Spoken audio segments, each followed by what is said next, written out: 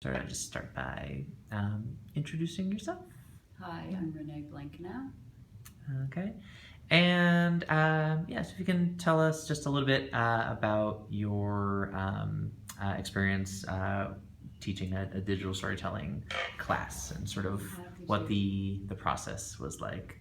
Okay, my experience with digital storytelling was, I would say it was pretty much a pronunciation class, and we called it digital storytelling because we used iPhones really and as the format for the storytelling, but the focus really was on getting students to practice pronunciation to the point that they were relaxed in front of a camera.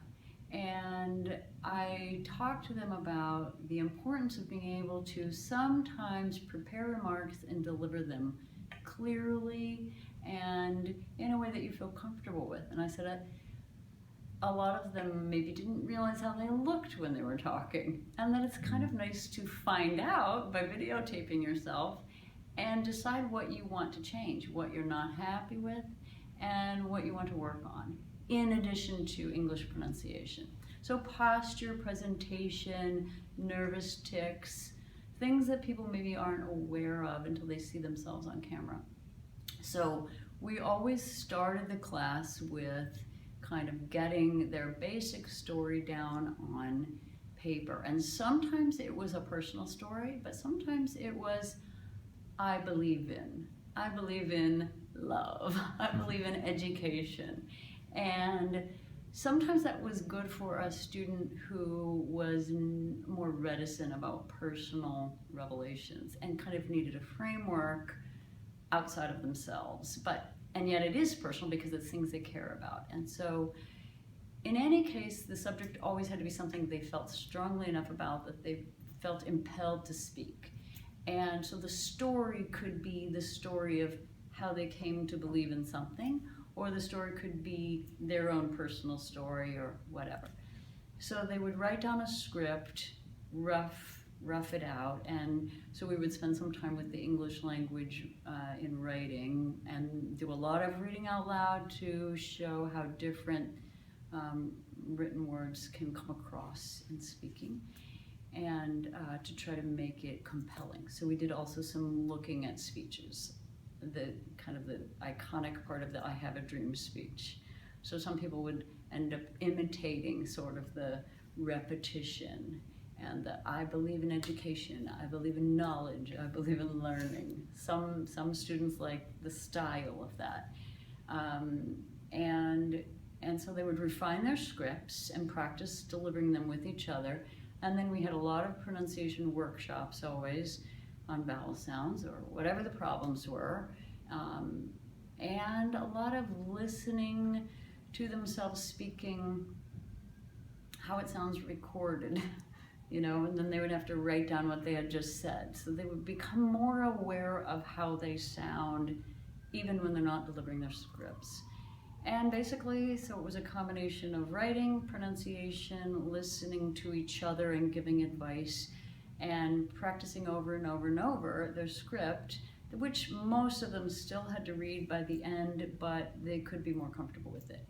And because we had often women in the class who were not comfortable with their image being reproduced, it was always on the understanding that this was private. I wouldn't share it with anyone. So they would record it at home, usually, in their room, in their homestay, or somewhere they were comfortable, and send it to me electronically, and I never shared them publicly. So even though they were practicing in class with each other, there was no public dissemination. And that, I think, was important to a lot of students. Even if they didn't have any religious reasons for not wanting their image to be reproduced, I think it made people more comfortable thinking that they didn't need to imagine this going out on YouTube. And so the final project really was turning into me electronically this final videotape. So they could do it as many times at home as they wanted, and usually I think they were pretty happy with the result. I don't know if anyone ever compared the first and the last or their early recordings, but we practiced so many times that I think they all were aware that they finally made a lot of improvements in fluency and natural sounding speech. Hmm. And did you find that sort of what they ended up talking about was different from, say, like discussions they would have in class or something they would like write as an essay? Interesting. Yes, I think possibly. Certainly when we did the I Have a Dream, they sort of understood that it should be something they felt passionate about, that they needed to convince other people. So yes, I would say it lent itself to a certain kind of personal fervor, sort of.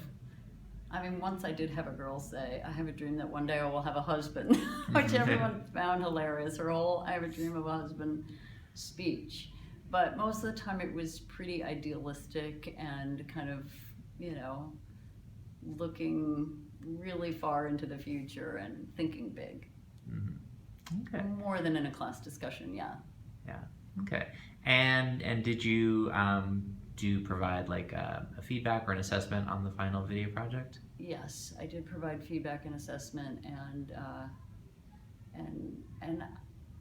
I think that they felt their progress so much that I don't think, you know, there was a whole lot I could tell them that they didn't kind of already get, because there's this step-by-step production was so tiny steps that I think that they kind of knew everything as they were going. Yeah. Or that's how it always seemed. Mm-hmm. Okay. Awesome. Thank you. Okay. I hope you can get something out of